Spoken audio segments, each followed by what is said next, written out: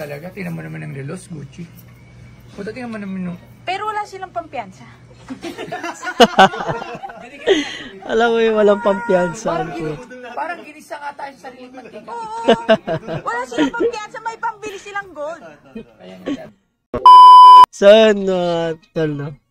Sinabi ng Mrs. ni Bustoyo yung nawala sila pang. Siguro nagambag sila kaila Busto ay kaila Tokomi para makapagpiyansa. So, yun. Siguro pambawi man lang dito kay La Bustoyo na bumili sila ng gold. Siguro, 'di ba? Kung di natin alam yung story, no. Kaya ganyan yung mga social media influencer katulad nila. May mga grupo 'yan, nagtutulungan 'yan. So, ako lang talaga yung walang grupo dito. So, ayun, sana naman meron kumukup sa atin dito, no. So, ayun. Saludo talaga ako dito kay Bustoyo, no. Ayan, matulungin sila.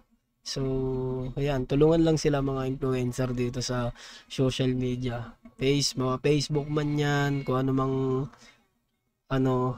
'di ba? Mapa-YT o 'di ba? Ganyan ang mga tulong-tulong.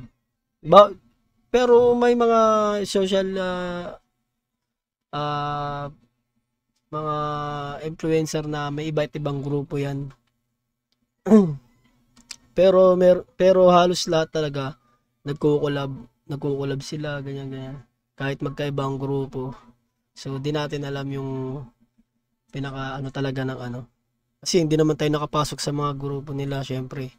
Sino ba naman tayo? Mababa lang tayo eh. Mababang uri lang tayong influencer. Ayan, vlogger, di ba? Ayan, hanggang dito lang tayo. Magkano lahat yan, Nobem? Magkano yun lahat? Yung to. Ilang grams yan? Ayan.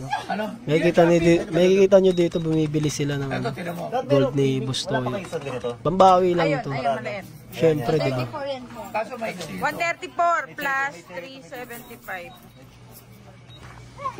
Ay, Ayan. puta, mag-check kaya ang kalabs. Akala ko daming laman nung So, naano na rin pala. Pero may check. Parang naano na ako sa check-in. Naano na rin pala sila sa cheque na na-scam na pala sila dito na sabi nila. Ayan. Na-scam na rin pala dito sila Bustoyo sa cheque ng Magkano ba lahat?